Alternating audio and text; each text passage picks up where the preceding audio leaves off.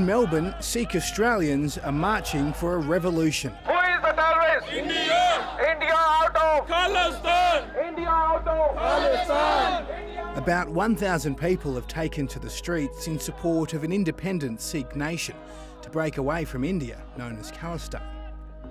So there's a strong concern and outrage in the community. So the community has gathered to bring out their outrage. It's a decades-old movement that's taken a dramatic turn. Justin Trudeau has told the Canadian Parliament there is credible evidence that the Indian government agents were behind the alleged assassination in June of a Sikh separatist living in Canada. Hardeep Singh Nijjar was gunned down in the parking lot of Guru Nanak Gurdwara. On June 18th, two masked suspects were spotted running away through... The Canadian government is now investigating whether the brazen daytime shooting was a state-sponsored assassination.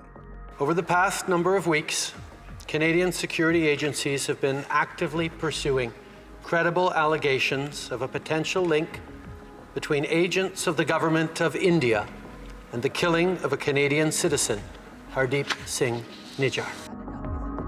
The US and Australian governments have expressed concern over the killing of Nijjar, who was a prominent activist and supporter of the Sikh independence movement.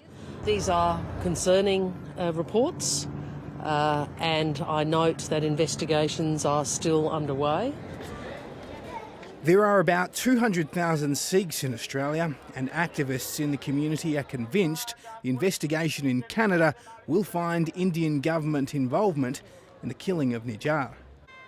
Mr. Nijjar was a Sikhs for Justice coordinator of North America and a freedom fighter in terms of an activist, seeking succession of Punjab from India by a very peaceful and a democratic exercise. The foreign interference is the biggest concern at the moment. India has strongly denied any involvement in the killing of Nijjar, but Sikhs in Australia say they are being monitored and could be at risk of being killed themselves. That sense that it can happen anywhere, even in countries like Canada, which are safe and secure, and Australia is no different to Canada. So there is a feeling, especially in the activists, people who raise their concern about the human rights abuses, that this can happen anywhere. Harkarit Singh, the leader of the Supreme Sikh Council, says he's currently being targeted on social media. Even like people over here, and you don't know about their identity, and you get like messages on Facebook or on your Messenger or from some other media platforms that they will be targeting. If you get to India, we'll see you over there, like the messages like that. So, so have been targeted. India expert Dr. Pradeep Taneja says the Indian government is likely monitoring activities of expats, but isn't convinced it's going beyond that. Particularly when you have a large diaspora, most governments would keep an eye on the activities of diaspora, and particularly if there are separatist activities. In 1947, colonial rule ended chaotically and British India was split.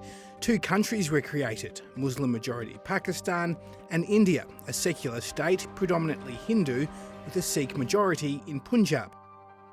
Sikh separatists have long called for it to be a separate sovereign state called Khalistan. That feeling of having lost their own kingdom or their own state has been there in the minds of every Sikh. A renewed push for independence came in 1984 after Sikh nationalists assassinated the then Prime Minister of the country, Indira Gandhi. It's estimated thousands of Sikhs were then killed in retaliation.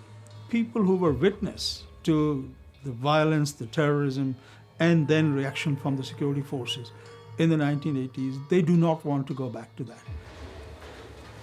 Today, Pradeep Taneja says the movement is more prominent among Sikhs living abroad.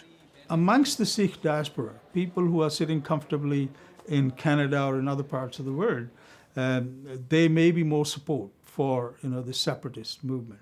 But for people who live in India, including Sikhs in in Punjab. The vast majority of the Sikhs are not supporters.